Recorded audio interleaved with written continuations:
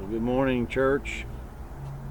Just want to set a warning for you today. It's from several messages that I've preached, some in Georgia, some back here not too long ago at Northside.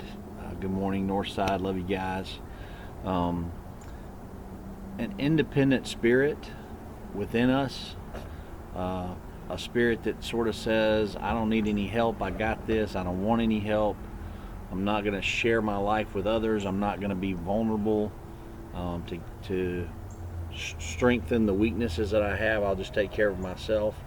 All of that rhetoric and behavior in our thoughts is very, very unhealthy. It's not spirit-filled living. It's independent living, and it's very dangerous. I think in America we get this thought that we need to be these bold, independent people, and maybe other countries as well, but I know it's here. And we believe we're supposed to pull ourselves up by our own bootstraps, and it's just not even possible. There's no reality to that concept at all.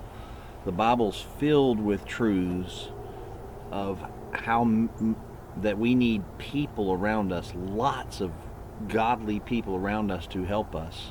When I taught this message, I just went through and started writing. God inspired me to take a piece of paper and start journaling out how many people helped me get to where I am in my faith life.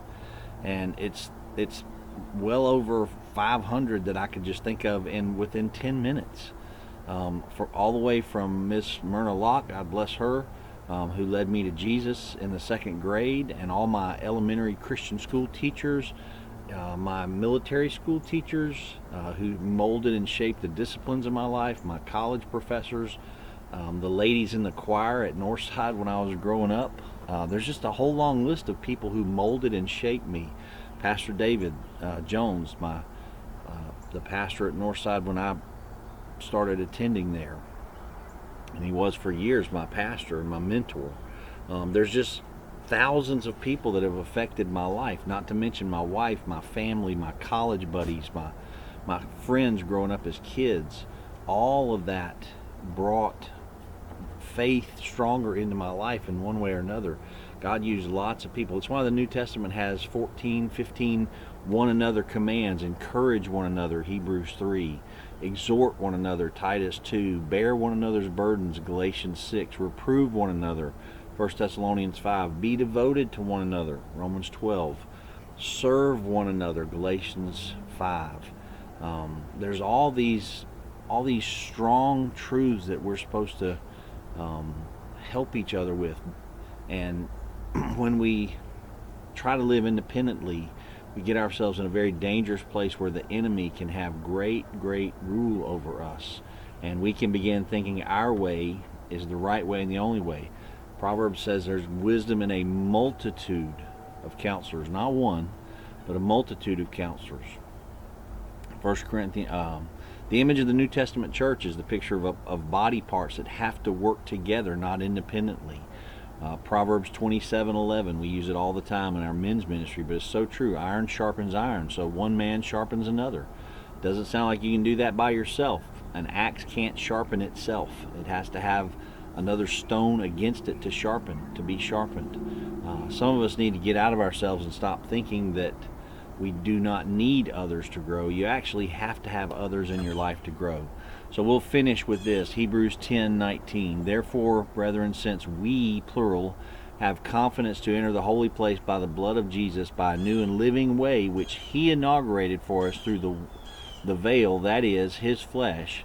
And since we have a great priest over the house of God, let us, plural, us, draw near with a sincere heart, in full assurance, having faith, having our hearts sprinkled clean from an evil conscience, our bodies washed pure. Let us, plural, all of us together, help each other, hold fast the confessions of our hope without wavering, for he who promised is faithful.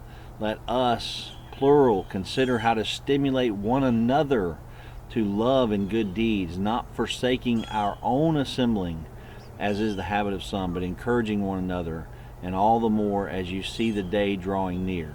So as followers of Christ, you belong to a local assembly where you all together draw near, you all together hold fast, you all together stimulate one another, you all together encourage one another. Those are the markers of a good and healthy church, and an individual that says, I'm not living independently of others, but I'm growing with each other. We all need a team of people around us to help us become all that God intends us to be for His kingdom. So I pray you'll seek out those people who can minister with you and fellowship with them and build ministry with them through your local church. Love you guys. We'll see you soon.